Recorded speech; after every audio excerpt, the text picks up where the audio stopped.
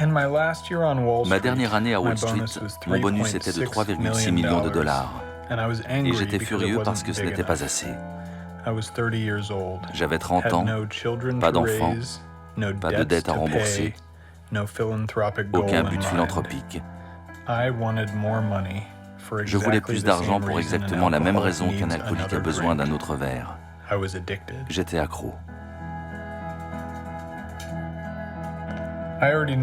Je savais déjà que je voulais être riche, mais quand j'ai commencé, j'avais une idée différente de ce que la richesse voulait dire.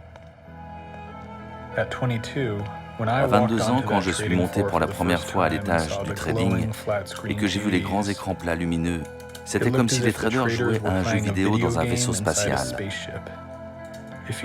En gagnant à ce jeu vidéo, on pouvait devenir ce que je voulais le plus, être riche.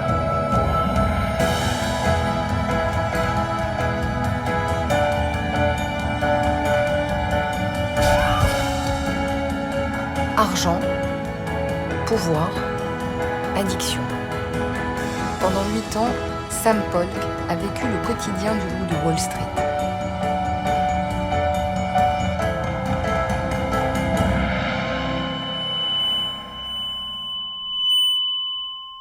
Argent, pouvoir, addiction.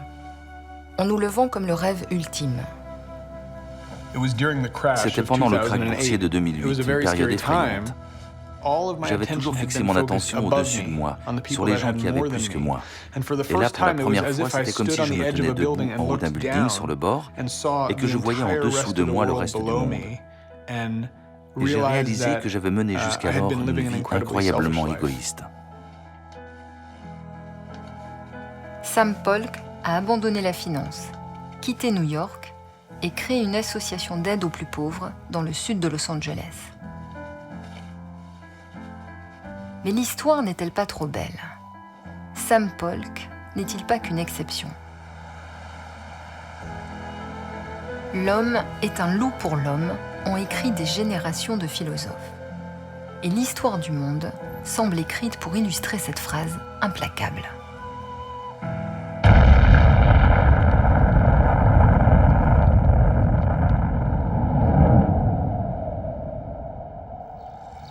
Pourtant, des voix s'élèvent contre cette vision de la nature humaine. Des scientifiques issus de disciplines aussi différentes que la psychologie, la primatologie, les mathématiques ou les neurosciences. Ils inventent le vocabulaire d'une autre histoire. L'altruisme et la coopération en sont les maîtres mots. À l'heure des défis planétaires qui appellent des changements radicaux, connaître la nature profonde de l'homme, ange ou démon, permet d'imaginer des outils plus efficaces pour provoquer ces changements.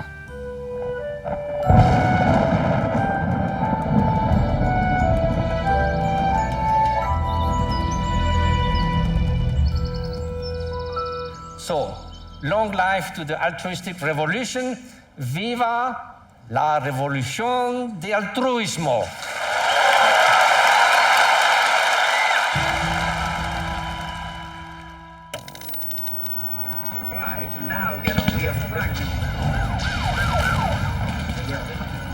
Les images et les informations nous renvoient l'écho d'un monde violent et désuni.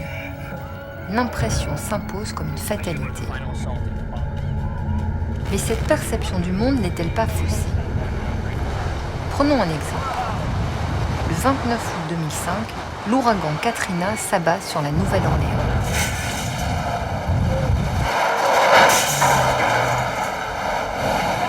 La moitié de la ville disparaît sous les flots. Le chaos menace.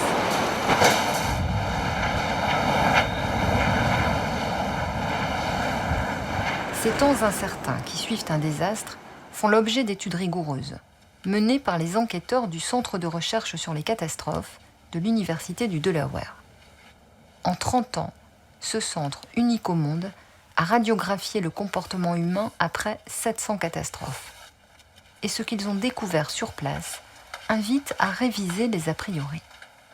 There's this myth Il y a ce mythe selon lequel, après une catastrophe, c'est le chaos, que les gens se déchaînent, qu'ils se conduisent mal et deviennent égoïstes. Tonight, entire towns have been wiped out around Gulfport, Mississippi. 2 jours après le désastre, alors que les opérations de secours s'organisent, les médias mettent l'accent sur un phénomène qui va se révéler marginal. Dans cette situation très chaotique, les scènes de pillage se multiplient. Stop! Lâche ça et arrête-toi! Lâche ça! Fusil à l'épaule, ce policier tente tant bien que mal de faire respecter un semblant d'ordre dans les rues de la Nouvelle-Orléans. Depuis le passage du Ces images sont diffusées dans le monde entier, commentées dans toutes les langues.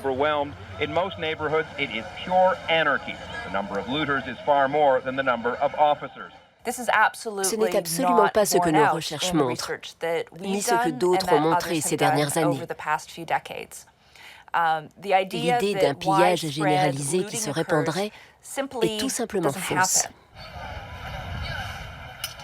Des rescapés qui font la queue sans se bousculer, attendant paisiblement leur tour, la réalité ressemble plutôt à cela. Mais cette image n'est pas assez spectaculaire pour faire la une de l'actualité.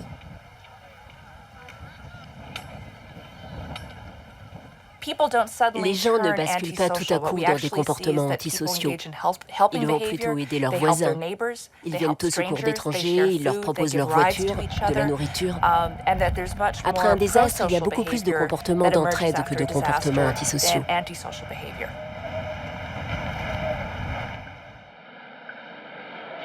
Risquer sa vie pour en sauver une autre reste un acte souvent anonyme qui se joue loin des caméras de télévision. Ici, 2 personnes sautent sur la voie pour sauver une inconnue. Les exemples de ce type foisonnent. Gestes spontanés, insensés parfois, saisis par l'œil impersonnel des caméras de surveillance.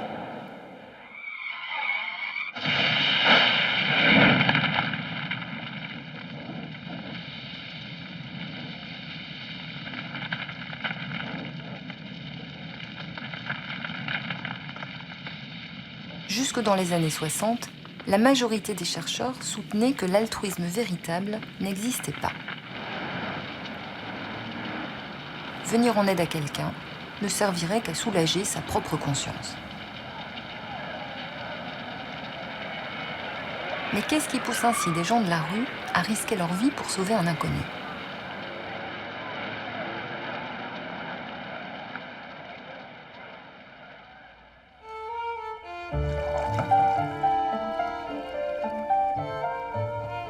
Il y a 30 ans, Daniel Batson, chercheur en psychologie, à contre-courant de la pensée dominante, a voulu trancher cette question de manière scientifique.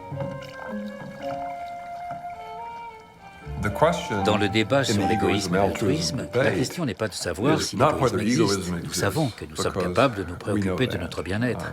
La question, c'est de savoir si nous sommes capables de nous préoccuper du bien-être des autres dans leur propre intérêt et non dans le nôtre.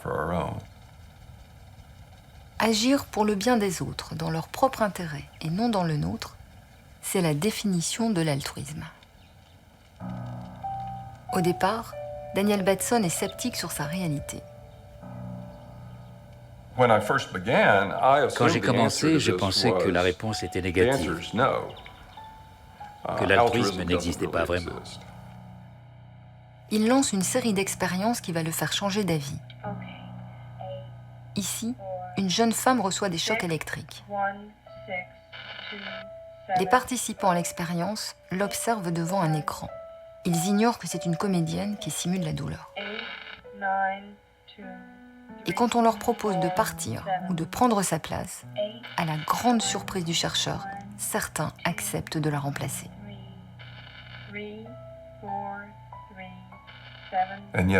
Et là, de façon surprenante, ceux qui éprouvaient le plus d'empathie, une grande majorité, a dit « Je ne veux pas recevoir de choc électrique, mais je ne veux pas non plus qu'elle reçoive les chocs. Alors je vais le faire. » Et donc ? Eh bien, c'est cohérent avec l'hypothèse que la motivation est altruiste. À l'origine de cette motivation altruiste, Daniel Batson propose une explication, le souci empathique. L'empathie serait donc le préalable à tout acte altruiste. Mais qu'est-ce que l'empathie ?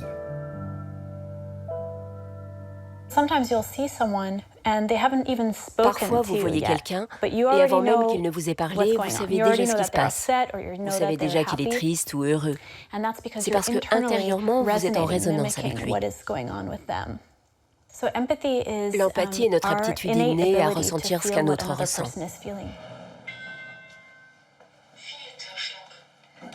Mais comment l'empathie fonctionne-t-elle ?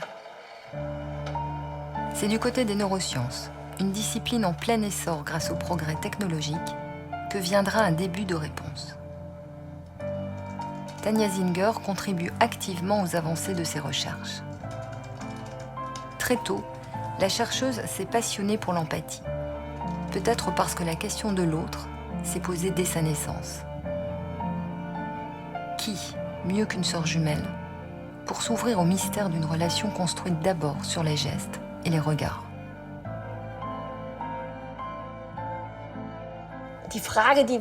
La question qui constitue l'essence même des neurosciences sociales est celle-ci. Comment faire pénétrer un autre cerveau dans le mien ? Comment comprendre les autres ? Comprendre l'autre, ressentir ses émotions, ses joies, ses peurs ou même sa douleur. Cette perception de l'autre est-elle visible dans le cerveau ? C'est l'hypothèse de Tania Zinger. Alors que des collègues ricanent et prédisent qu'elle ne trouvera qu'un cerveau vide, la chercheuse recrute de jeunes couples.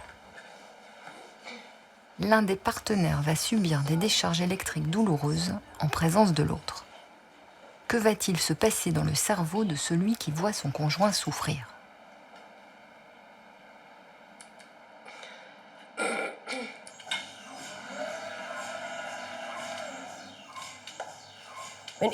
Lorsque nous souffrons, un message de douleur est transmis dans le cortex insulaire, activant ainsi le réseau de la douleur dans le cerveau, réseau que nous connaissons bien.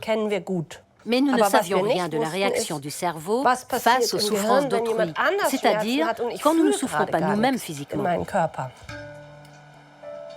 Dans un premier temps, les chercheurs observent les zones activées dans le cerveau du mari tandis qu'il subit des chocs électriques. Et puis lorsqu'il voit sa femme subir ces mêmes chocs. Tania Zinger compare ensuite les deux images de son cerveau. Vous voyez sur ces images que le rouge, qui représente les réactions empathiques, se superpose au vert. En d'autres termes, la douleur que nous ressentons nous-mêmes, ici représentée en vert, ou l'empathie que nous éprouvons pour quelqu'un d'autre, active les mêmes réseaux. Dans ce cas, ce que je ressens, c'est ce rejet émotionnel provoqué par la douleur.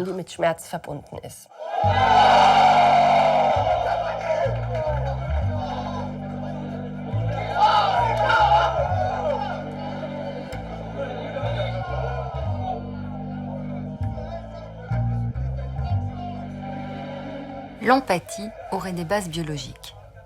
Cela explique pourquoi les supporters vivent si intensément les matchs de leur équipe, pourquoi aussi nous sommes si touchés par les drames qui se jouent sur un écran. Souffrir ou voir souffrir, c'est donc presque la même chose pour le cerveau. La douleur de l'un devient celle de l'autre.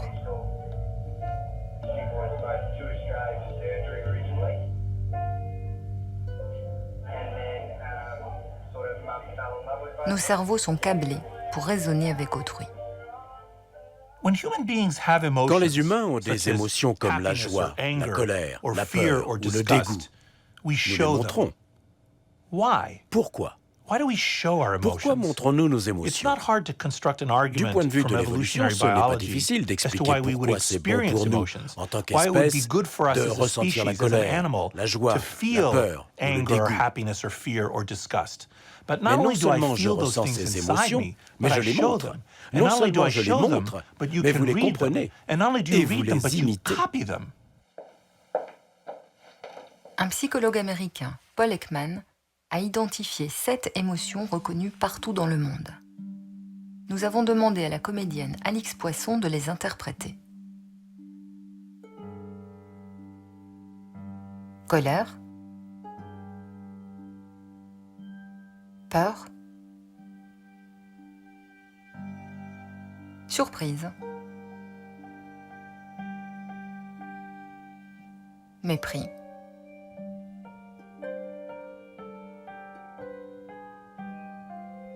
joie,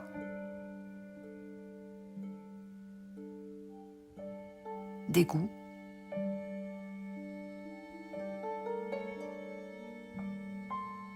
tristesse.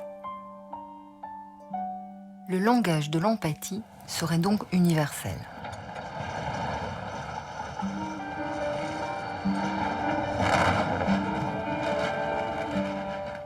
Identifier les émotions d'un autre, c'est le premier pas nécessaire pour comprendre ses besoins et y répondre. Mais si cette capacité est biologique et universelle, l'altruisme devrait pouvoir s'exprimer dès le plus jeune âge. Est-ce le cas ? Ici, à l'Institut Max Planck à Leipzig, les enfants sont recrutés dès la maternité et participent tout au long de leur croissance à un programme de recherche original.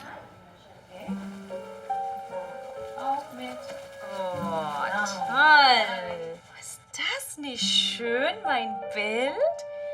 Mein Bild, ist das toll. Oh, da bin ich ganz stolz. Oh, jetzt ist mein Bild fertig.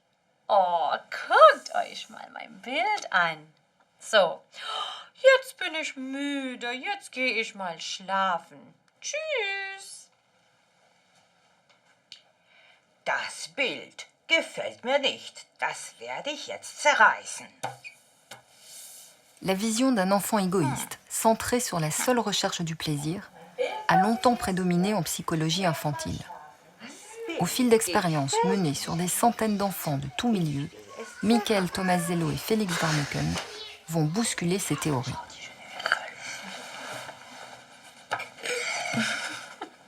Und hier, fertig. Kommt hier hoch. Ja? Guck mal hier. Là, vous me voyez accrochant des serviettes sur un fil, quand je fais tomber accidentellement une pince à linge. Pendant que je fais ça, un jeune enfant regarde.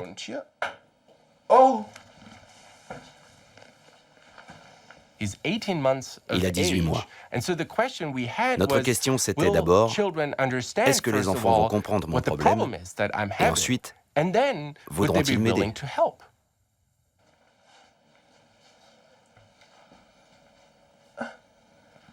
So, da, kommt hier rüber. Oh. Oh.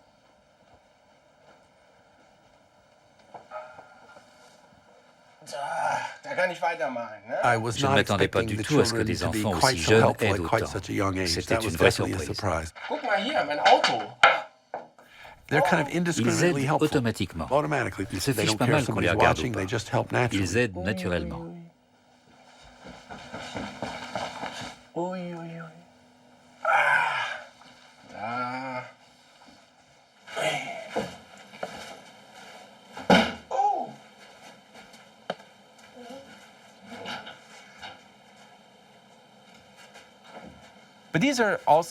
Mais toutes ces situations ne leur coûtent pas trop. Nous avons donc voulu savoir si les enfants continueraient à aider si ça leur demandait plus d'efforts. Cette fois, l'enfant s'amuse dans une piscine à balles. Et notre question, c'était, alors que l'enfant s'amuse en faisant quelque chose dans son coin, va-t-il se lever et aider?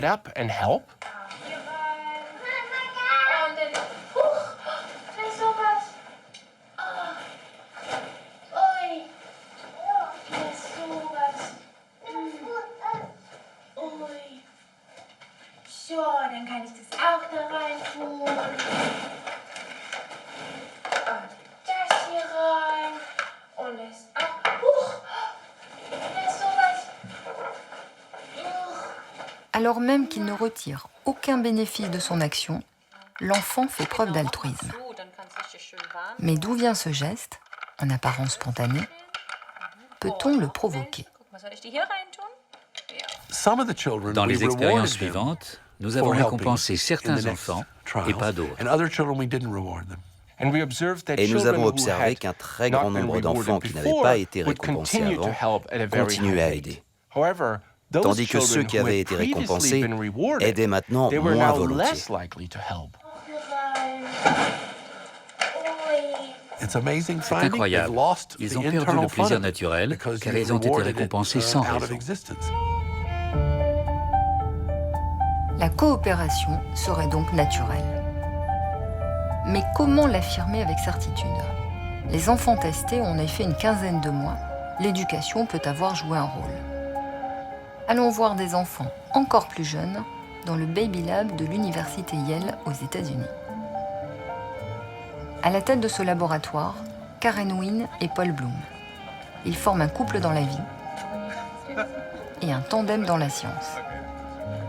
L'originalité de leurs études a bousculé nos connaissances sur les tout-petits. Savoir si un bébé peut être altruiste ou pas, c'est d'abord répondre à une question fondamentale. Un bébé fait-il la distinction entre le bien et le mal?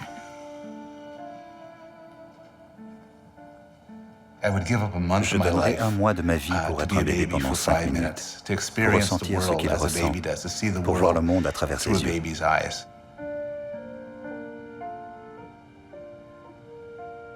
Quand on observe un bébé, on ne peut pas imaginer qu'ils connaissent quoi que ce soit. Ils sont si petits, si maladroits et si adorables. L'idée qu'ils pourraient être capables d'avoir un jugement moral me semblait complètement irréaliste, complètement folle. Comment trouver des réponses à des questions complexes avec des bébés qui ne parlent pas? Karen Wynne a trouvé la solution, un spectacle de marionnettes. Ici, un chien blanc essaie d'ouvrir une boîte emplie de jouets. Ethan, 6 mois, est captivé.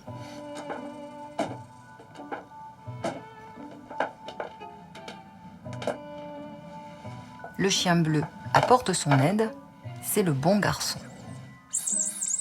En revanche, le chien jaune ne se comporte pas très bien.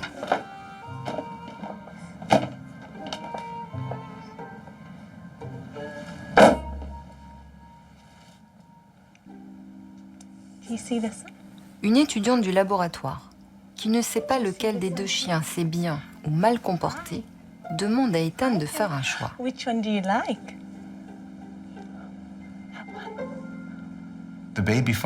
Les résultats sont impressionnants. La grande majorité des bébés, 4 sur 5, choisissent le bon garçon plutôt que le mauvais garçon, quelles que soient les circonstances. Et on a testé des centaines de bébés.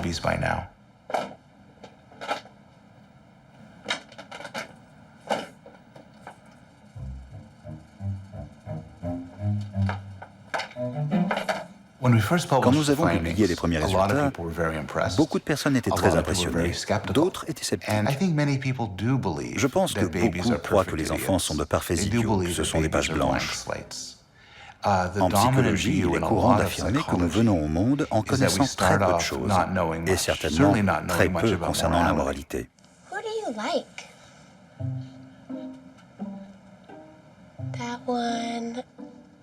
Ce jour-là, le bon garçon, c'était le bleu, mais d'autres fois, c'était le jaune. Et peu importe la couleur, le résultat, à chaque fois, reste le même. Nous avons même montré ce spectacle à des enfants de 3 mois et observé qu'ils s'orientent visuellement vers le bon garçon et se détournent du mauvais. J'étais très surprise. Je pensais trouver un âge où ils ne manifesteraient aucun jugement et qu'on pourrait alors déterminer le moment où la capacité de juger les autres apparaît. Au lieu de ça, nous avons observé que cette capacité semblait déjà présente à 3 mois. Mais peut-être est-ce juste une préférence sociale, peut-être qu'ils aiment simplement davantage le bon garçon. La question c'est, est-ce vraiment une préférence morale? Une façon d'y répondre est d'observer la récompense et la punition. Le spectacle est rejoué, il s'agit cette fois de punir, ou pas. L'enfant est un peu plus âgé. Face à lui, le bon garçon en bleu et le mauvais garçon en jaune. Chacun d'eux a une friandise dans son bol. We have another doggy that wants a treat. We'll put him here. Let's see. Oh no, Iris! There's no more treats left. Look, there's no more treats left. Theodora, can you take a treat from one of these guys and give it to him? Who do you want to take from and give to him? L'enfant osera-t-il priver l'un des deux? Et si oui, lequel? Le bon ou le mauvais garçon?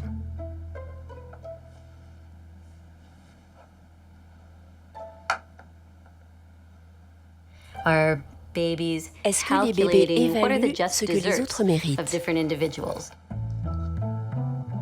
Comme la grande majorité des enfants testés, Theodora choisit de punir le mauvais garçon. C'est intéressant pour nous, c'est fascinant, parce que cela laisse penser que les préférences des bébés sont morales, de la même façon que la mienne ou la vôtre serait morale. Si je vois une mauvaise personne, je ne veux pas seulement l'éviter. Penser que quelqu'un est mauvais, c'est aussi croire qu'il devrait être puni. Cela laisse entendre que la compréhension morale des bébés est liée aux notions d'équité et de justice. This is for this guy. He doesn't have a treat. All right. He said, thank you, Azaria. Thank you. L'interprétation de ces résultats, c'est que les bébés ont une compréhension morale rudimentaire, que nous naissons tous avec une capacité à distinguer le bien du mal.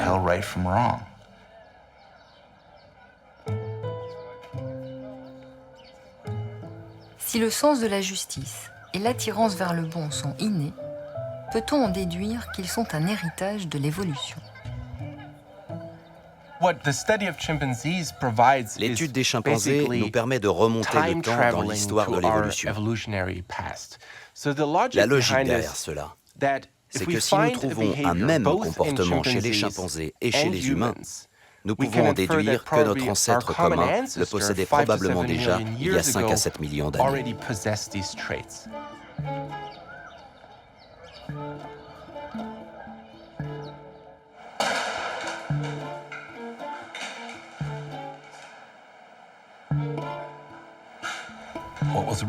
Ce qui était vraiment surprenant, c'était de découvrir que les chimpanzés aidaient aussi. Je ne m'y attendais pas du tout. Je pensais qu'ils s'en ficheraient complètement.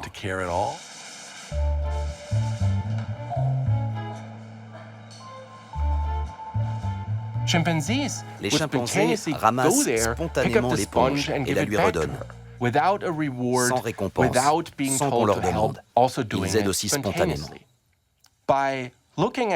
En observant les chimpanzés et les enfants, et en trouvant ces ressemblances frappantes, nous pouvons supposer que l'ancêtre commun possédait déjà ces caractéristiques et que ça ne peut pas avoir été provoqué seulement par des pratiques culturelles.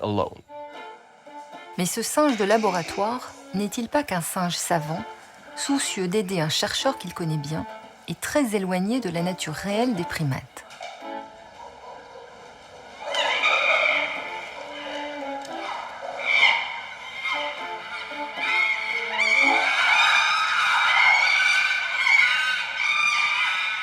Les chercheurs ont toujours souligné l'agressivité chez les singes entre eux, voire leur cruauté. Mais est-il possible de concilier ces deux images, singe violent d'un côté, singe coopérateur de l'autre?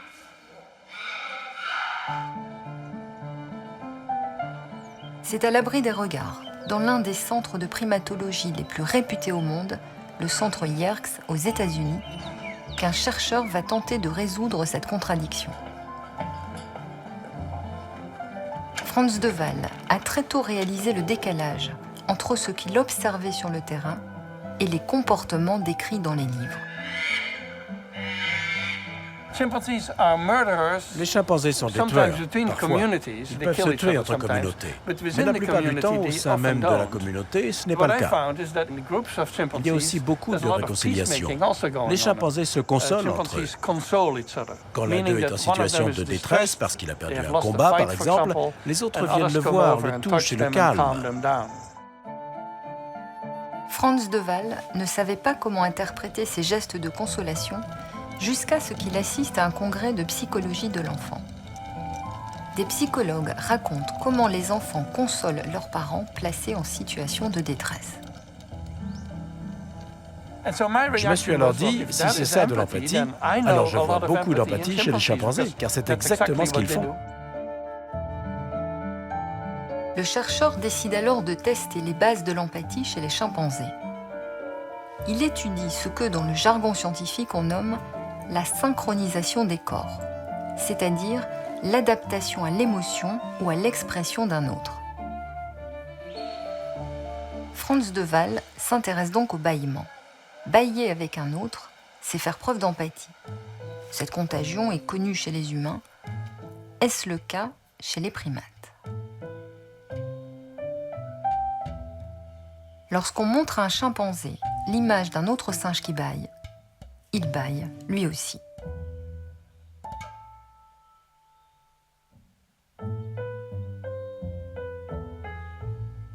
Découvrir que les primates semblent dotés d'empathie est une chose, mais peut-on en conclure que cela mène forcément à la coopération?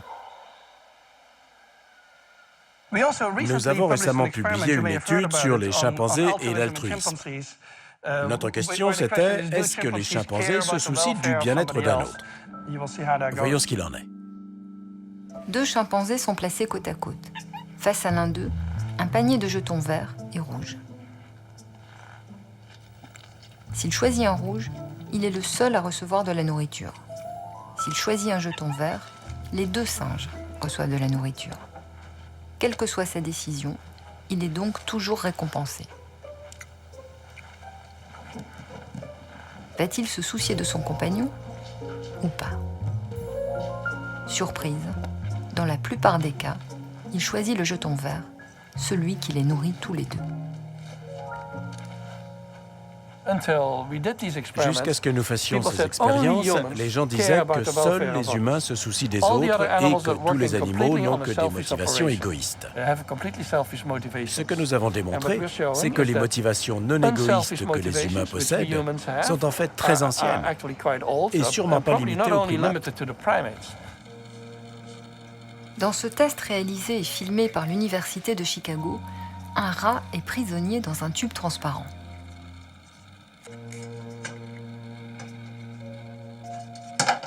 Apparemment sensible à sa détresse, son congénère vient le délivrer.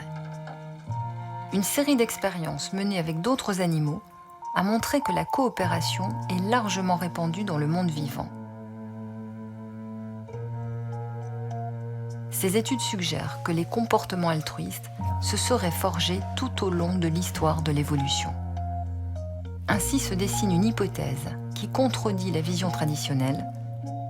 Selon les disciples de Darwin, les moteurs essentiels de l'évolution sont la sélection naturelle et la mutation.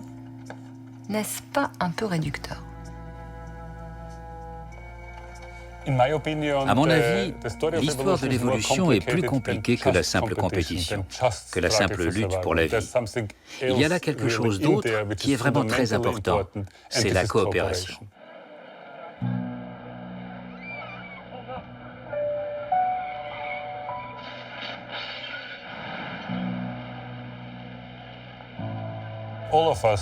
Chacun de nous, témoin de cela, serait très angoissé par l'idée que quelque chose de terrible est sur le point d'arriver. On se poserait tous la question, que pourrais-je faire pour aider? Ce serait instinctif, on voudrait aider. Peut-être qu'on ne saurait pas quoi faire, qu'on ne se conduirait pas en héros, mais on voudrait aider. C'est toute la question pour moi. D'où viennent ces instincts?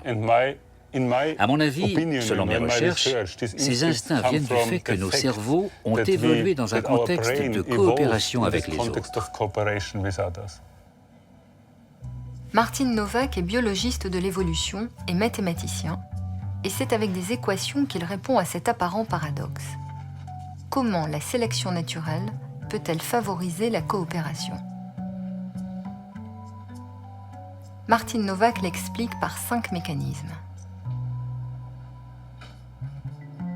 Le premier mécanisme, c'est la réciprocité directe. C'est-à-dire que puisque nous nous côtoyons sans cesse, si je vous aide maintenant, vous allez m'aider plus tard. Je vous aide, vous m'aidez. C'est une sagesse simple et fondamentale qui peut permettre aux coopérateurs de gagner. Mais ce n'est pas tout, parce que ça ne peut pas expliquer toute la coopération humaine. Il y a quelque chose d'autre qui est vraiment important et que j'ai décrit plus tard. C'est la réciprocité indirecte. La réciprocité indirecte, c'est « je vous aide pendant que d'autres observent ». Et le fait d'aider vous donne une bonne réputation au sein de la communauté. Et les gens sont obnubilés par la réputation. Nous parlons continuellement des autres. Ce sont les ragots. Nous sommes obsédés par ces commérages. Qu'est-ce que vous savez d'un tel ou d'un tel? Est-ce qu'on peut lui faire confiance ou pas? Les trois autres mécanismes sont la sélection spatiale, la sélection de groupe et la sélection de parentèle. La sélection spatiale veut que les coopérateurs se regroupent entre eux et s'aident mutuellement, comme des voisins par exemple. La sélection de groupe montre qu'un groupe de coopérateurs l'emporte toujours sur un groupe dont les individus ne coopèrent pas, comme dans des équipes sportives. Enfin, la sélection de parentèle montre qu'on aide davantage ses proches parents.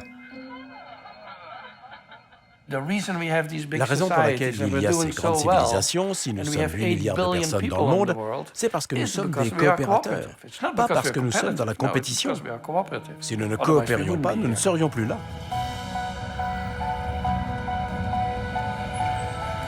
Si la coopération est plus efficace que la compétition, alors pourquoi ne triomphe-t-elle pas toujours?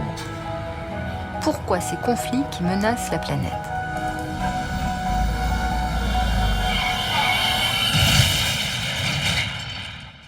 C'est une question fréquente.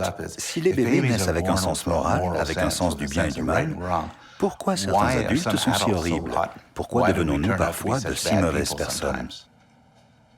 Question essentielle, retour au Baby Lab pour un début de réponse. Nous nous sommes demandé si les très jeunes enfants faisaient la différence entre des individus qui leur ressemblent et des individus différents d'eux. L'expérience commence par un choix qui peut paraître banal. On demande à l'enfant sa préférence entre deux types de céréales, des Cheerios, des crackers. La même question est posée à deux marionnettes. Chacune va faire un choix différent. Laquelle des deux va préférer l'enfant?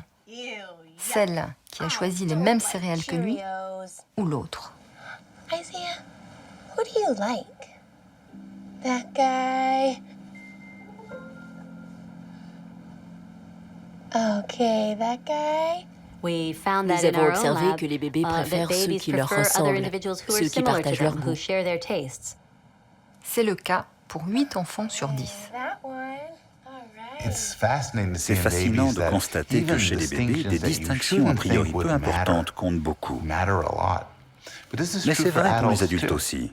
Il y a de nombreux exemples en psychologie expérimentale, mais aussi dans la vraie vie. Des distinctions aussi subtiles que l'équipe de sport que vous soutenez, la couleur du t-shirt que vous portez, peuvent amener à diviser le monde entre les gens comme moi et les gens comme les autres. Diviser le monde entre nous et les autres va-t-il jusqu'à rejeter les autres? Au centre de la scène, la marionnette qui préfère les autres céréales, donc celle qui n'a pas les mêmes goûts que l'enfant, tente d'ouvrir la boîte. Le chien bleu l'aide, le jaune l'en empêche. Et cette fois, l'enfant choisit le mauvais garçon. À ma grande surprise, ils aiment celui qui se conduit mal avec l'individu qui n'a pas les mêmes goûts que lui. En un sens, la plus grande partie de ce qui va mal dans le monde vient de notre volonté de distinguer ceux dont nous nous soucions et les autres. Et ce désir de diviser le monde entre eux et nous apparaît très tôt. C'était présent chez les plus jeunes enfants testés. Et c'est quelque chose qui dure toute notre vie, que nous ne surmontons qu'avec beaucoup de difficultés. Je pense que ce clivage entre ceux dont nous nous soucions et les autres est un trait fondamental de la nature humaine. Mais c'est à l'origine de toutes sortes de problèmes dans le monde. Les murs érigés, détruits, reconstruits sur notre planète témoignent de cette propension à créer des frontières entre eux et nous. Préférer les uns, exclure les autres. Cette division du monde, observable dès l'enfance, est-elle mesurable dans le cerveau? C'est l'une des questions que se pose Tania Zinger. On se souvient que la chercheuse avait démontré que souffrir ou voir souffrir, c'est presque la même chose pour le cerveau, tout au moins dans le cadre d'un couple, c'est-à-dire de partenaires unis par un lien affectif. Mais qu'en est-il lorsqu'il s'agit d'étrangers qui ne s'apprécient pas forcément? La réaction empathique s'exprime-t-elle de la même manière? Nous avons invité quelques supporters de foot en leur signalant simplement que la personne à gauche dans le scanner était un supporter du même club et celle assise à droite, un supporter de l'équipe de foot adverse. Sur le terrain sportif, lieu d'exacerbation du « eux » et du « nous », que va-t-il se passer? Le supporter de l'équipe bleue va-t-il compatir à la souffrance du supporter de l'équipe rouge lorsque celui-ci reçoit un choc électrique? Dans le cerveau de l'observateur cette fois, ce n'est pas la zone de la douleur qui est activée, mais celle de la récompense. La résonance empathique a disparu, laissant même place à un petit plaisir sadique. Au lieu de compatir face aux coups encaissés par un membre de l'équipe adverse, ils se sont réjouis.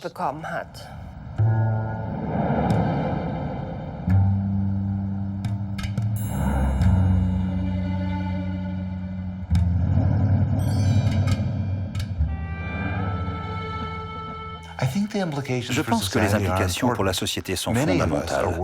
Beaucoup d'entre nous s'inquiètent du racisme et des préjugés. Nous commençons avec de très petits groupes, très étroits, ma famille, mes amis.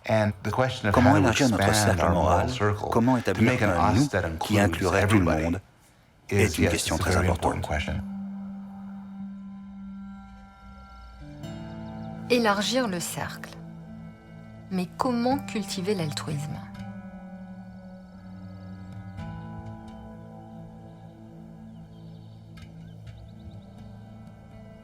Un homme est conscient de ce défi majeur.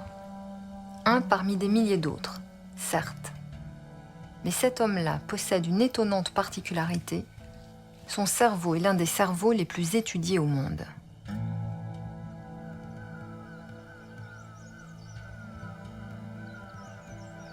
Et la collaboration de Mathieu Ricard avec les scientifiques dessine une voie pour cultiver l'altruisme.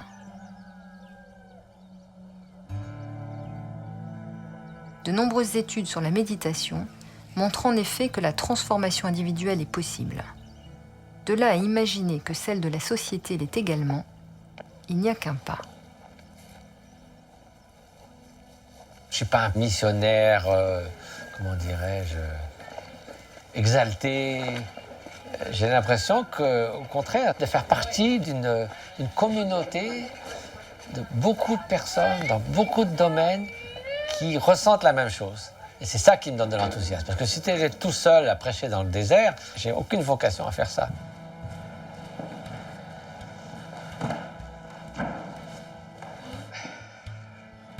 Mathieu Ricard a laissé derrière lui une carrière de chercheur en biologie moléculaire il y a 40 ans pour devenir moine bouddhiste. Mais le moine ne vit pas en dehors du monde. Les menaces qui pèsent sur la planète l'interpellent.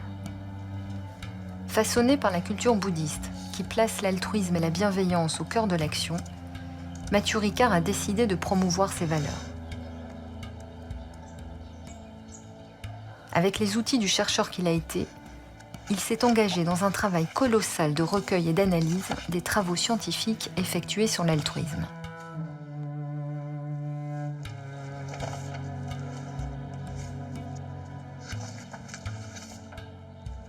De conférence en conférence, il sillonne la planète. La compilation de ses recherches devient programme d'action.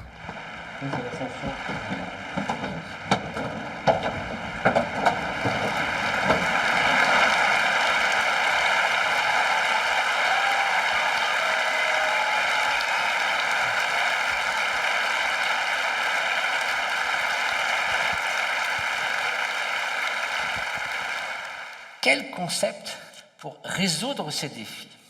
Au fil des rencontres que j'ai eu l'occasion de faire, aussi bien auprès de maîtres spirituels qu'auprès de psychologues, de neuroscientifiques, d'économistes, de spécialistes de l'environnement, d'entrepreneurs sociaux, c'est d'avoir davantage de considération pour autrui, c'est-à-dire l'altruisme. Si vous avez davantage de considération pour autrui, vous n'allez pas jouer au casino avec les ressources qu'on vous a confiées simplement pour avoir un meilleur bonus à la fin de l'année. Si vous avez davantage de considération pour autrui, vous allez vous assurer que dans le travail, dans l'éducation, dans la vie sociale, on rassemble les conditions pour que tout à chacun puisse s'épanouir. And if you have more consideration for others, you are not going to ransack that planet that we have. And at current rate, we don't have 3 planets to continue that way. So the question is, okay, altruism is the answer. It's not just a noble ideal, but can it be a real pragmatic solution?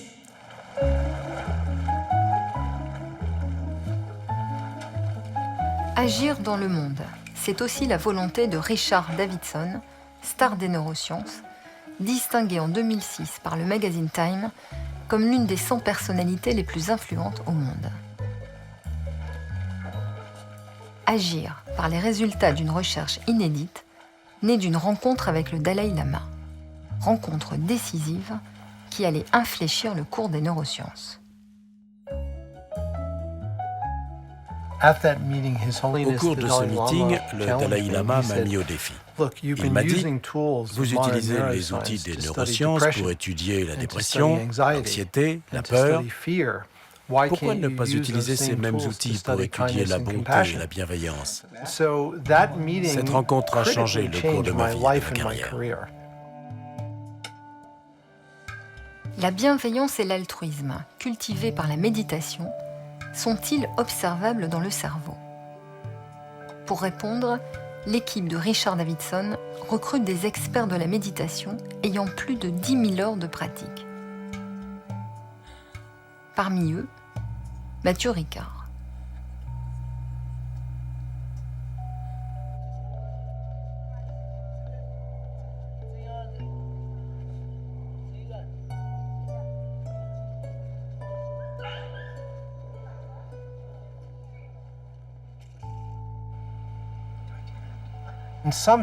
D'une certaine façon, ces individus sont des chercheurs qui étudient leur propre esprit. Ils étudient leur cerveau en utilisant la méditation comme un microscope.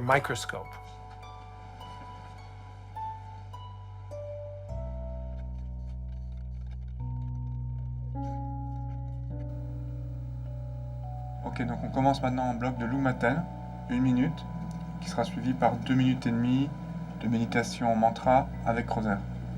On commence maintenant. Les chercheurs observent sur les écrans une augmentation de l'intensité des ondes gamma. Ils constatent également de grandes différences dans les zones de la régulation de l'attention et des émotions. Le cerveau des méditants est modifié en profondeur. C'est très très rare de faire une expérience en laboratoire et de voir à l'œil nu une modification des signaux du cerveau. Avec Mathieu, c'était boum! Nous avons été capables de voir en direct, à l'œil nu, sur les écrans, pendant qu'on enregistrait. Et la première chose que nous avons pensé, c'était que l'équipement devait avoir un problème. La découverte est extraordinaire. Une activité purement mentale est donc capable d'induire des changements structurels et fonctionnels dans le cerveau. Mon cerveau n'est absolument pas spécial. C'est ça qui m'a réconforté. Ça serait absolument pas intéressant, toute cette recherche, si c'était d'étudier quelques gens un peu, disons, spéciaux, comme il y a des gens qui peuvent rester 11 minutes en apnée sous l'eau. Mais justement, moi, ce qui m'a fasciné, encouragé avec cette recherche, c'est que des gens qui venaient de l'Himalaya, des Tibétains, des Bhoutanais, mais aussi des Anglais, des Français, des Américains, des hommes, des femmes, des moines et des nonnes, des laïcs qui avaient pratiqué. Ce qui comptait, ce qui faisait la différence, c'était combien de temps avaient-ils pratiqué. De nombreux collègues sont sceptiques. Ils reprochent aux chercheurs de n'avoir étudié les cerveaux que de gens exceptionnels, tous méditants. Richard Davidson et son équipe recrutent donc des personnes ordinaires qui n'ont jamais médité et qu'ils entraînent à l'exercice. Nous avons montré que seulement 2 semaines de pratique, 30 minutes par jour, soit au total 7 heures, étaient suffisantes pour modifier le cerveau.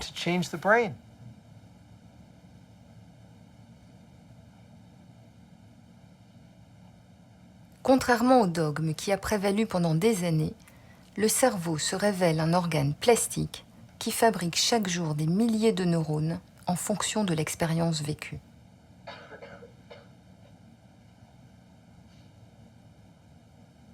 Quand vous regardez la télévision pendant 1 heure, votre cerveau est modifié. On sait que jouer 1 heure et demie seulement à un jeu vidéo peut entraîner un changement structurel du cerveau.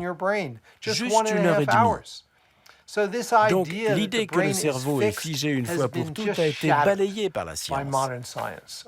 Complètement balayée.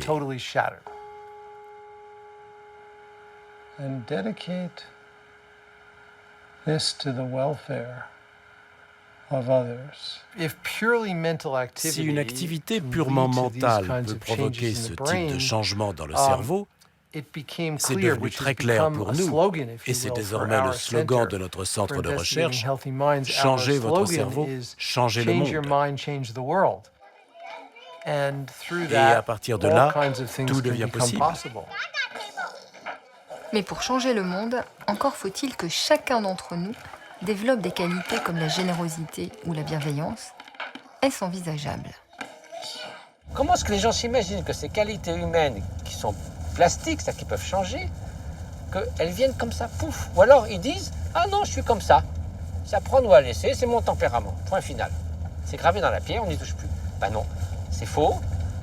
Les 2500 ans de tradition contemplative vous montrent que c'est faux. On peut changer, n'importe qui. On part d'un certain point de départ, on arrive à un autre. C'est pas tous le même. On part pas du même endroit, on n'arrive pas au même endroit. Mais il y a tout un voyage. L'équipe de Richard Davidson propose un tel voyage à de jeunes enfants. Un programme scientifique a été lancé dans une école maternelle, juste à côté du laboratoire. L'entraînement mental des adultes a été adapté en activités basées sur la respiration, mais aussi la coopération ou l'expression de la gratitude.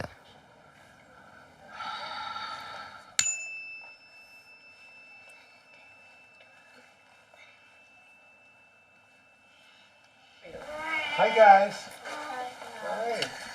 Wonderful to be with you. So, do you guys know what I do? I'm a scientist and I study the brain.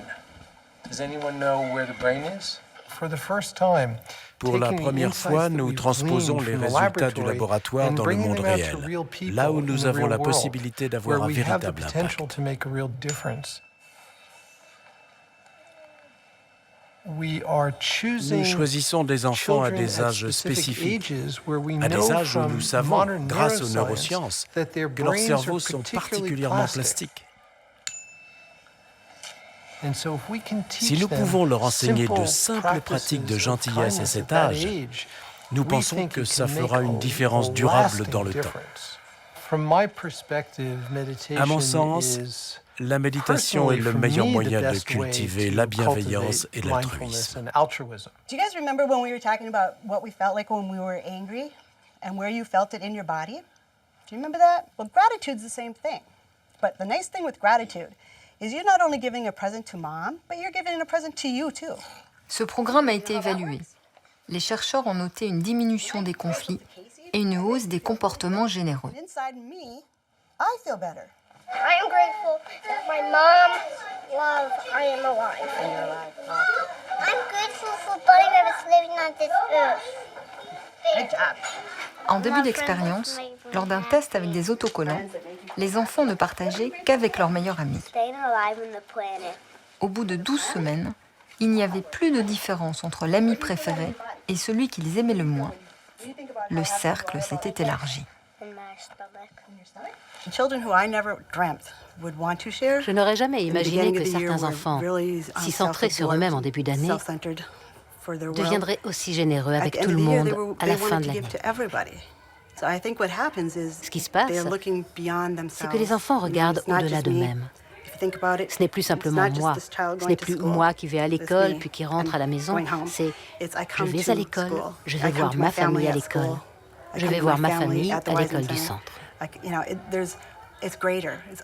Ça les aide à voir plus grand, à s'ouvrir au monde et à se sentir plus connectés.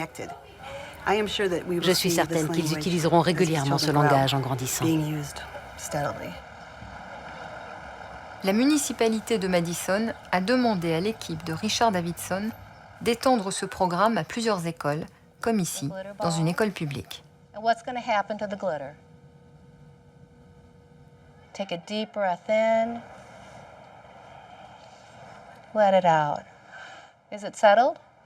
There will be a day Un jour viendra où les enfants s'entraîneront à des exercices mentaux pour cultiver l'attention et la gentillesse, de la même façon qu'ils pratiquent l'exercice physique aujourd'hui.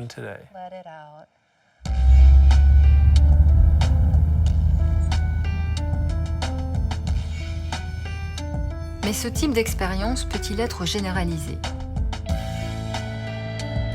West Baltimore, quartier de Sandtown, un des endroits les plus criminogènes du pays, 3% de la population sous les verrous, bienvenue dans l'Amérique des laissés-pour-compte, gangrénée par le chômage et le trafic de drogue, et qui a fait la une de l'actualité lors des émeutes d'avril 2015.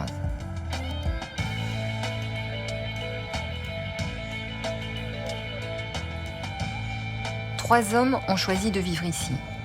Les deux frères, Ali et Atman, ont grandi là, sont partis à l'université, puis sont revenus avec leur ami Andy. Des mineurs du quotidien, ils tentent de désamorcer la bombe sociale et raciale qui menace d'exploser à tout moment.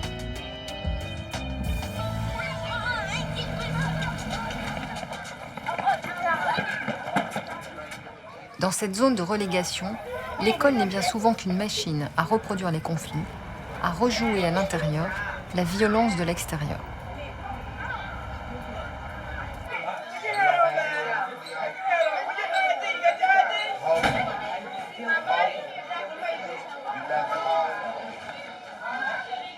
Les trois compères sont arrivés il y a 5 ans avec la volonté de faire mentir les statistiques et en poche, une proposition bien différente des programmes habituels. Un an après mon arrivée, on a eu l'occasion de rencontrer Andy, Atman et Ali. Ils se sont présentés et nous ont dit « Voilà ce que nous voulons faire pour les enfants ». La directrice et moi-même avons répondu « Quoi?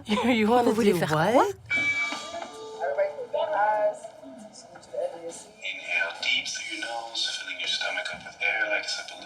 I ain't had no breathing. Exhale it all out, pushing your stomach in, pushing all that air out of your body.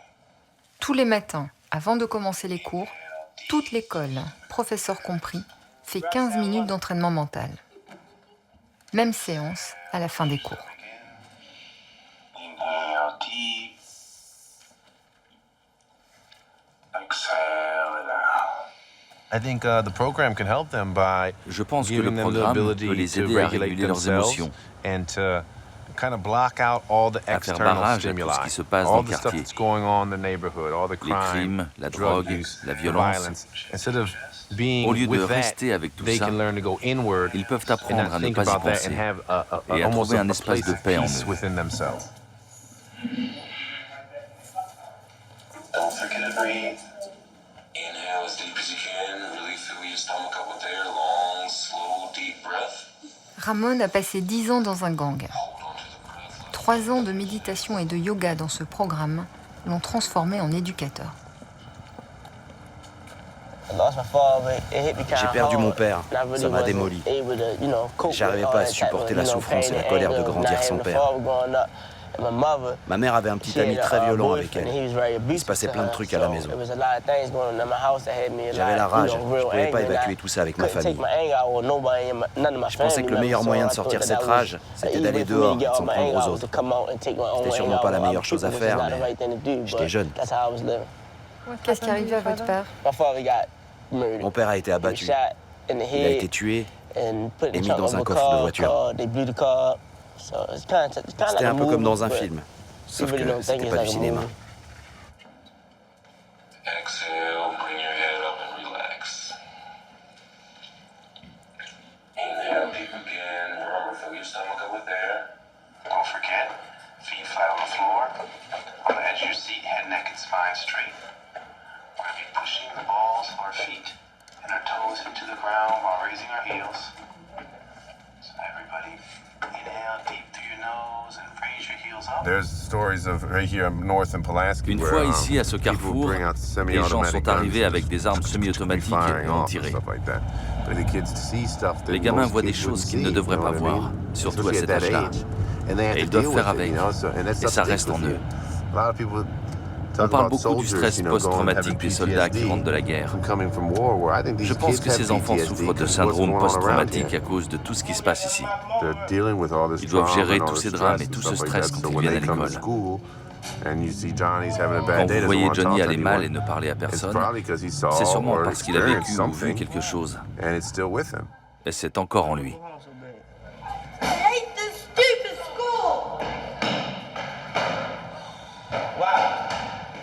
You just gonna walk right here on rampage mode all day?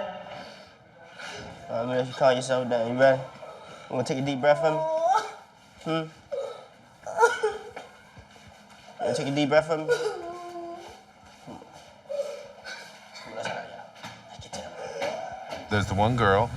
Il y avait une fille qui se battait tout le temps. Et un jour, une autre fille l'a provoquée en lui parlant de sa mère ou de ses habits, je ne sais plus.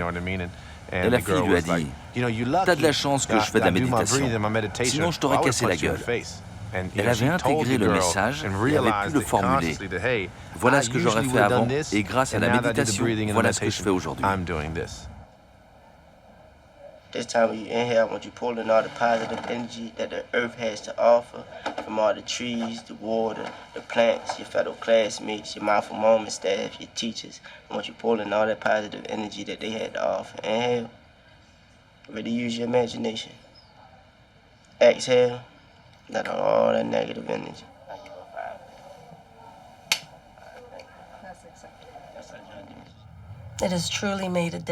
Ça a changé toute l'atmosphère de l'école.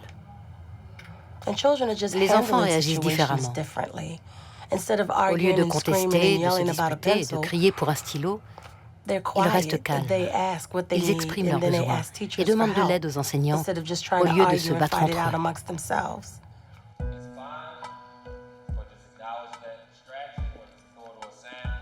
And then redirect your mind back to the breath and sending love to those people that stress you out or cause you to get angry. Des séances facultatives sont proposées chaque jour après les cours. Une dizaine d'écoles de Baltimore viennent d'adopter ce programme.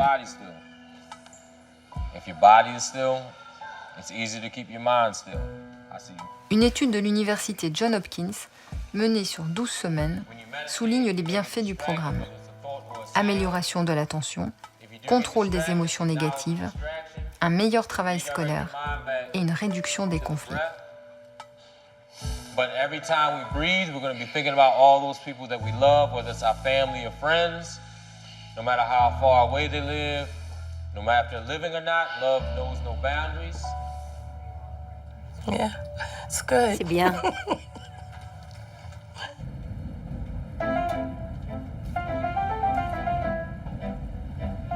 Repousser les frontières, s'ouvrir à l'autre, à sa souffrance. Mais à quel prix ? Trop d'empathie peut être ravageur et mener à l'épuisement émotionnel. Comment l'éviter ? Une découverte faite par Tania Zinger dans le cerveau de Mathieu Ricard pourrait offrir une parade. La spécialiste de l'empathie a observé chez lui qu'un certain type de méditation lui permet de se connecter à la souffrance des autres sans activer dans le cerveau la zone associée à la détresse ou à la peur, comme c'est le cas d'habitude. La méditation le protégerait-elle du risque de stress et de souffrance provoqués par trop d'empathie ?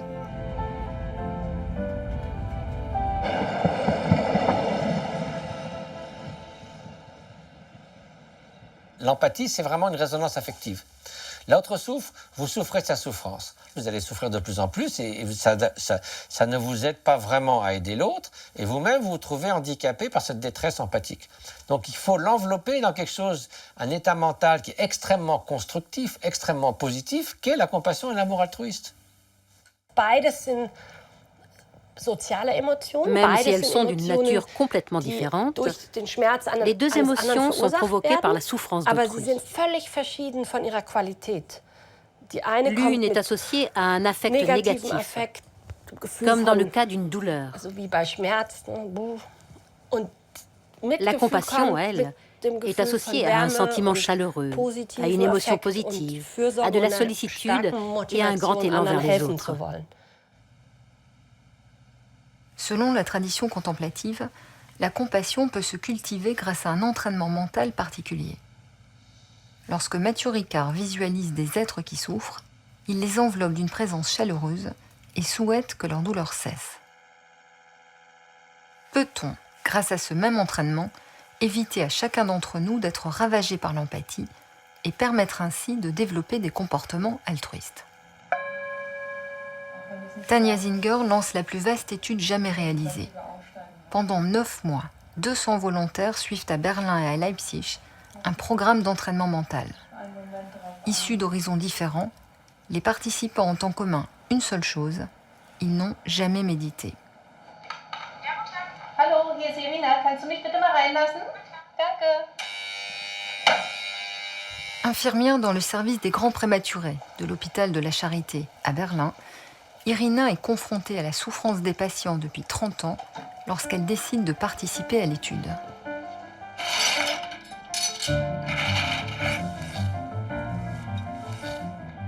Olaf, patron d'un restaurant, travaillait 80 heures par semaine et commençait à s'isoler.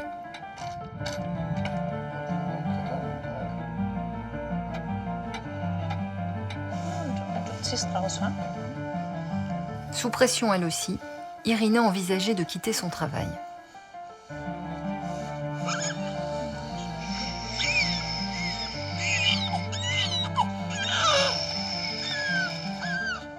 Une étude américaine montre que 60% du personnel soignant souffre ou a souffert de burn-out.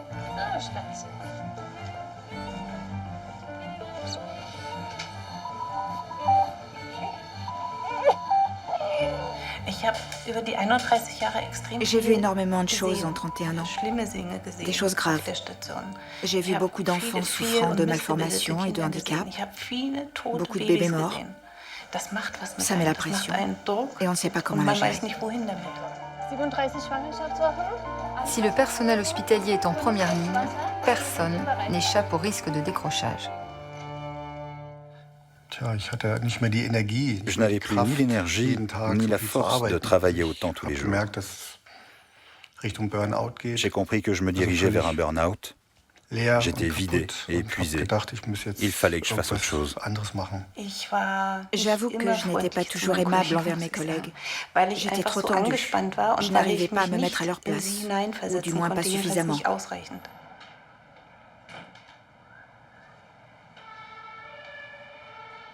Formés à différents types de méditation, chaque participant s'engage à s'entraîner tous les jours chez lui pendant 30 minutes. Ils doivent également se rendre au laboratoire toutes les semaines pour se soumettre à une batterie de tests.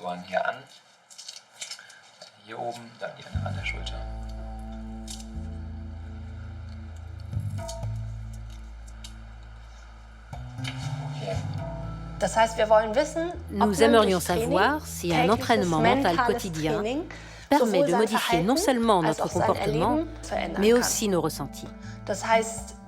En d'autres termes, s'il est possible de réduire le stress, d'améliorer les compétences sociales telles que la compassion et ainsi la coopération. Observation d'images diffusées dans les journaux télévisés, passage d'un entretien d'embauche, autant de situations stressantes susceptibles de générer des émotions négatives.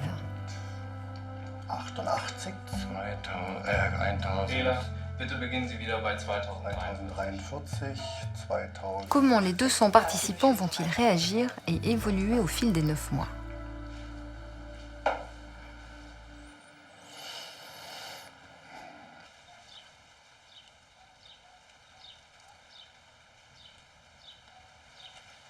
Ce programme d'entraînement de l'esprit à différents types de méditation leur permettra-t-il de réduire leur stress, d'affronter leurs peurs et de s'ouvrir aux autres ?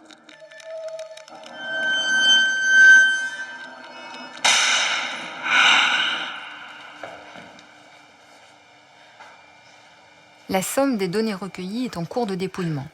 Il est donc trop tôt encore pour révéler des résultats scientifiques. Mais des premiers témoignages indiquent déjà de réels changements. Ce programme m'a appris à me mettre à la place des autres infirmières, à être bienveillante et moins sévère. Mes collègues me confirment que j'ai beaucoup changé et elles aiment de nouveau travailler avec moi. Elles me disent « Tu es incroyablement détendue maintenant ».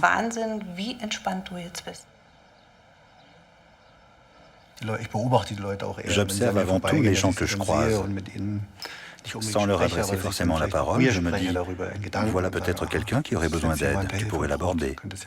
Avant cela, je n'aurais jamais osé m'adresser à quelqu'un dans la rue pour lui proposer de l'aide. Je le ferai aujourd'hui, et je le fais déjà.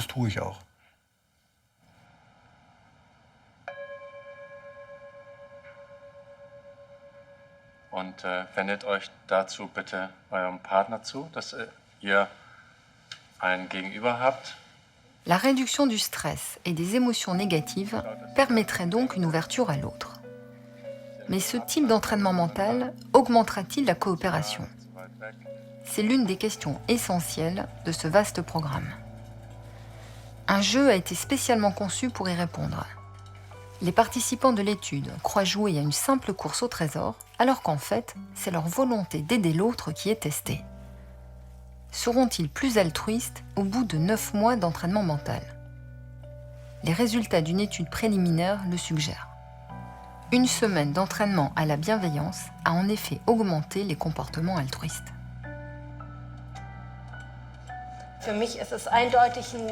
Pour moi, il est évident que ces programmes d'entraînement mental peuvent être extrêmement bénéfiques pour la société. Nous projetons de créer un institut afin que ce programme, actuellement développé dans la recherche, puisse être valorisé au sein de la société, par exemple à l'école et dans les milieux de l'économie et des affaires.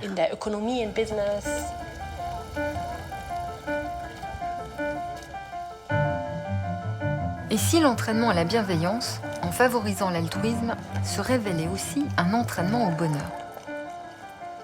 Une expérience récente vient appuyer cette hypothèse. Elle a été menée à la Harvard Business School, l'école de management la plus célèbre au monde. Ici, on étudie plutôt comment faire de l'argent, pas la recette du bonheur. Michael Norton, professeur de marketing, s'est pourtant intéressé à la meilleure façon de dépenser son argent pour être heureux. Qu'est-ce qui vous rendrait le plus heureux ? Imaginez que je vous donne une mystérieuse enveloppe qui contient $20. Vous pouvez les dépenser pour vous ou pour les autres. À votre avis, qu'est-ce qui vous rendrait le plus heureux ?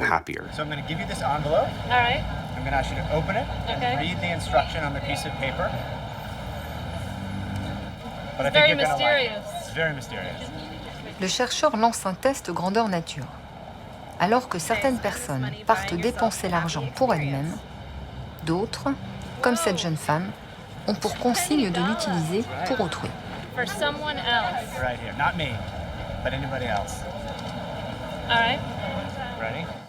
Elle décide d'acheter des billets de loterie et de les distribuer. Les gens nous ont dit ce qu'ils avaient fait avec l'argent. Ceux qui avaient reçu de l'argent pour eux-mêmes s'étaient acheté un café, des livres, de la musique. Mais ceux qui avaient dépensé pour les autres avaient fait des choses très différentes. Ils avaient donné à des sans-abri. L'un avait acheté une peluche pour sa nièce. C'était des achats très différents de ceux que nous achetons d'habitude.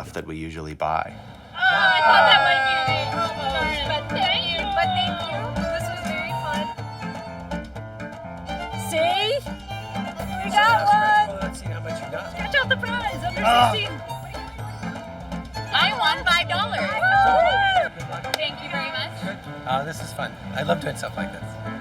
Ceux qui avaient dépensé pour eux-mêmes n'étaient pas plus heureux.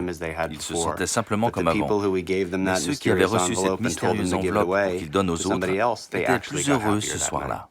En fait, notre recherche a montré qu'on n'a pas besoin de donner des millions de dollars pour être heureux. Des petites sommes suffisent. $5, $20, c'est assez pour vous booster. Donc ce n'est pas réservé aux millionnaires qui créent des fondations. Chacun d'entre nous peut donner davantage et en être plus heureux.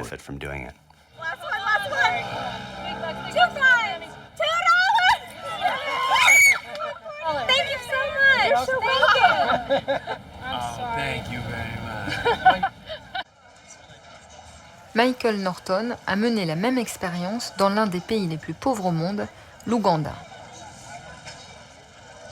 Ici, un billet de banque peut résoudre de réels problèmes personnels. Et pourtant, comme en Amérique du Nord, les participants les plus heureux étaient ceux qui avaient donné aux autres. Une étude intéressante réalisée à Stanford a montré que nous nous réfrénons parfois dans notre élan à aider les autres parce que nous pensons que la norme dans le monde, c'est l'égoïsme universel. Et à cause de ça, les gens se retiennent d'aider, de peur d'être soupçonnés d'agir par intérêt personnel. C'est vraiment intéressant. Mais si vous donnez très peu de temps aux gens pour décider s'ils aideront ou pas, ils choisissent d'aider.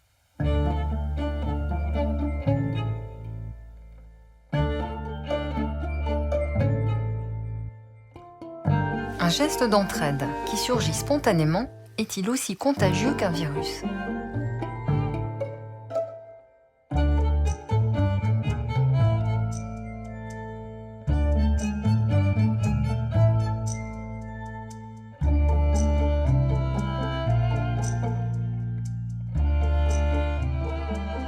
Comment se propage dans les vastes réseaux sociaux d'amis ou d'inconnus un tel comportement ? C'est la question que s'est posée Nicolas Christakis. Ce spécialiste des réseaux sociaux vient de publier l'une des études les plus surprenantes issues de son laboratoire. Nous avons fait une expérience avec des étudiants en laboratoire. On leur a donné un peu d'argent et on les a placés au hasard dans des groupes de 4 étrangers. Puis la cloche sonnait et on les envoyait dans un autre groupe et comme ça, 6 fois de suite. Et finalement, ce que nous avons montré, c'est qu'il y a une sorte de diffusion de la gentillesse dans tout le système.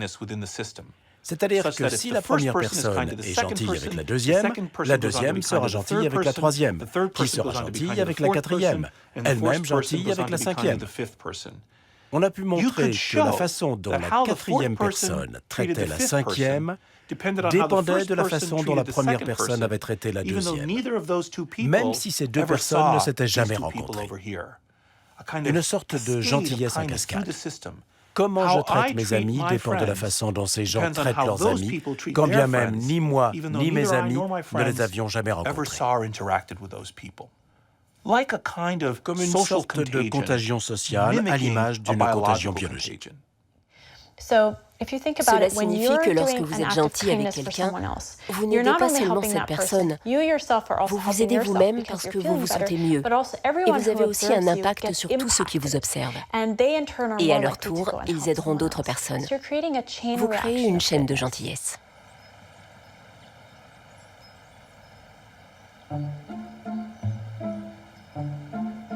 Est-il utopique d'imaginer qu'une telle chaîne de gentillesse puisse se propager dans tous les milieux ?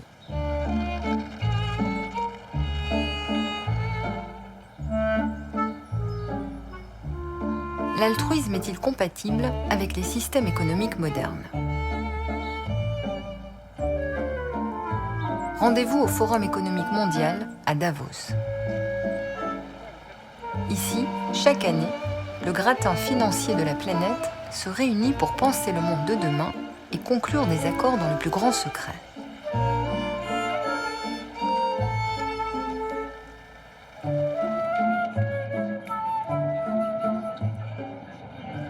Dans le petit village suisse, placé pour l'occasion sous haute surveillance, une robe rouge vient égayer les tenues sombres des chefs d'État et des patrons.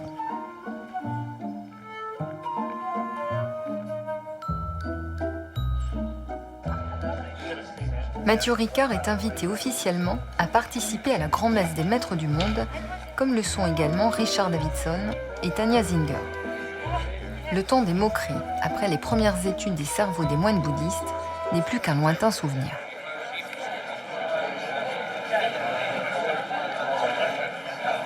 You look younger every year. Thank you. You didn't bring Dalai Lama with you? Well, ask to Mr. Schwab. Dalai Lama, Jim? Hey. There he is. We build school with bamboos. In 3 months, you build a school for 2,000 kids for $150,000. You want to make a school? I'm your man. 2,000 children. With Go bamboos. for it. With bamboos. And all with bamboos. 100 teachers. It's amazing. In 3 months, it's done. And cost, you know how much? $150,000 for 2,000 children. 2,000 Okay. Bon, j'essaie de le motiver un peu pour nous aider pour nos projets humanitaires. C'est un des grands magnats indiens. So if you look at the mind, look inside, and say, well, you would think, can I achieve a little more calm, stable, clear state of mind? So you would sit in a balanced posture. Because if you sort of recline like that, most will take a good nap. That would not work. Si le moine et les chercheurs n'ont pas encore accès aux grands amphithéâtres, ils font le plein dans les petites salles qu'on leur réserve. Ils entendent bien profiter de cette concentration inédite de leaders économiques pour communiquer les derniers résultats scientifiques. Désormais à Davos, on passe du discours le plus convenu sur les moyens de sauver la croissance à l'apologie de la bienveillance. Et personne ne semble s'en étonner. It is better to have short meditation but regular and repeated. Parler ici 4 minutes sur l'altruisme ou sur réduire les inégalités, il ne va pas y avoir de plus grands impacts. Ça vaut mieux que parler à Joseph Stiglitz. Si vous voulez, les cultures ne changent pas comme ça du jour au lendemain, comme on change le taux d'intérêt des banques.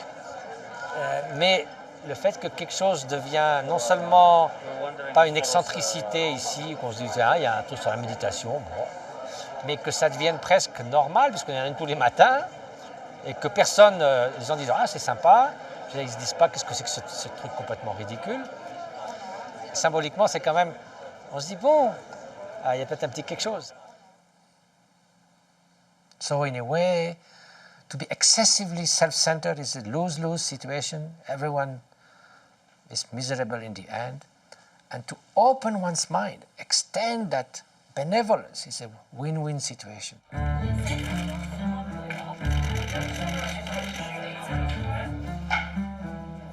Merci beaucoup. Formidable, merci. That we can actually do better. We can train our minds. We no longer should think of well-being as just something that occurs willy-nilly, but it is something that can be learned. I think that simple truth is something that needs to be spread in whatever ways we can do it. In my heart of hearts, I'm a Du fond de mon cœur, je suis un scientifique. La science me passionne. Mais la science seule ne suffit pas. On ne va pas changer le monde en faisant une expérience de plus. Il va falloir trouver d'autres stratégies en plus de la science. La science est nécessaire, mais ne suffit pas.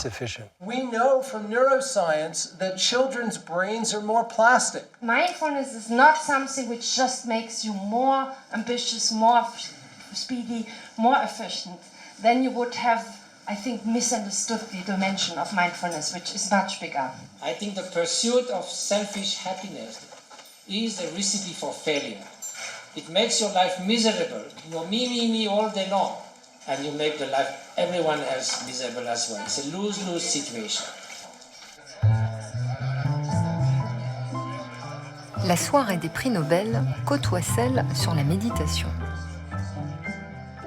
Signe des temps, Mathieu Ricard et Tania Zinger trouvent ainsi des alliés de poids, comme l'ancien conseiller économique du secrétaire général de l'ONU.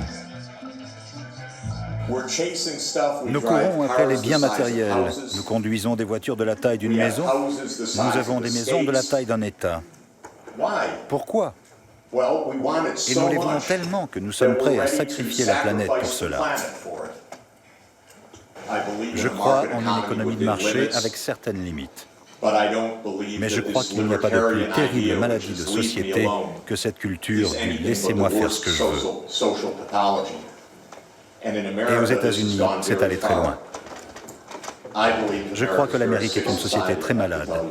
Désolé de le dire en des termes si forts. Nous sommes riches à un point inimaginable et nous laissons pourtant les gens souffrir d'une manière effroyable.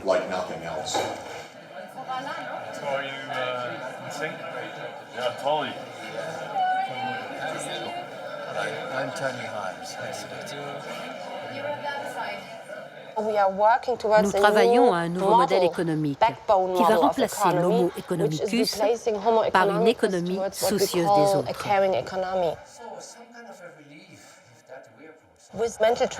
Avec un entraînement mental, on peut changer les motivations.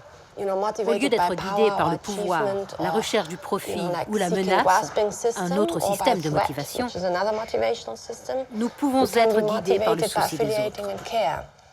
Can you go out and influence today 5 people to just mention some of the things you learned here and how we can spread the word? Conviction partagée par un ancien PDG d'une entreprise mondiale et professeur de leadership à la Harvard Business School. So think about, as Jesus said in the Gospel of Matthew, go out and spread the word. Aujourd'hui, beaucoup de choses vous tirent vers le bas dans le monde du travail. Il faut faire du chiffre, la valeur des actions baisse, vous êtes sous pression. Les clients ne sont pas contents et les employés non plus. On a besoin de se poser et de s'interroger. Pourquoi est-ce que je travaille 60 ou 70 heures par semaine? Il doit bien y avoir une raison plus profonde.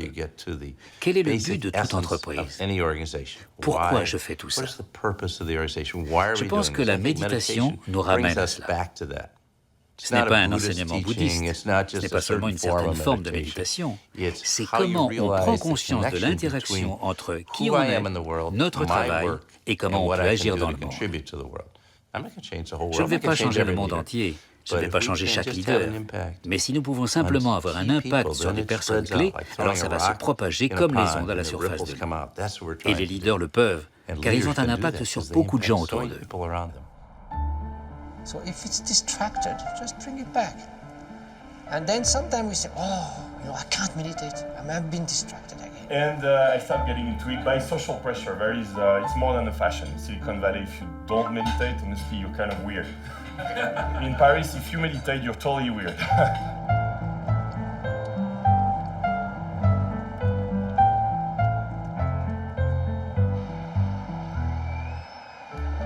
Le chemin d'une vie accomplie se dessine rarement avec des lignes droites. Pour Sam Polk, il s'écrit désormais loin des tours de Manhattan.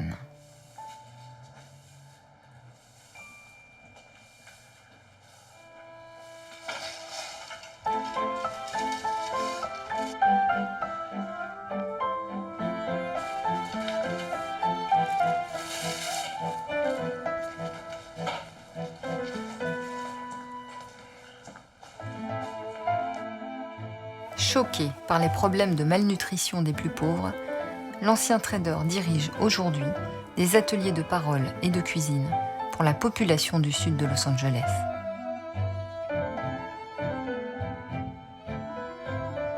L'un des moments les plus forts que j'ai vécu lors d'une réunion de l'association, c'était...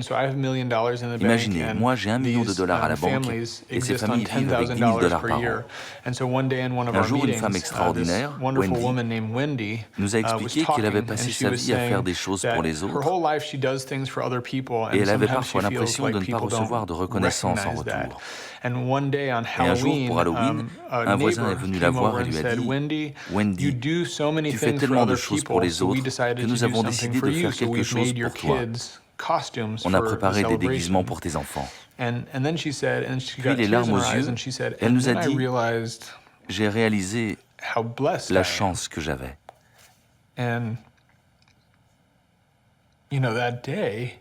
Et ce jour-là, j'ai pensé à tout ce que je n'avais pas, au fait que j'en avais jamais assez, à mon insatisfaction permanente. Et là, devant moi, il y avait cette femme qui avait tellement moins que moi, et qui était reconnaissante de ce qu'elle avait. J'ai donc eu le privilège de recevoir une leçon d'humilité d'une femme qui avait tellement moins que moi.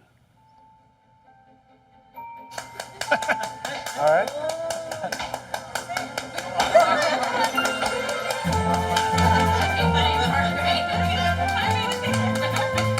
So the only thing to look for is sometimes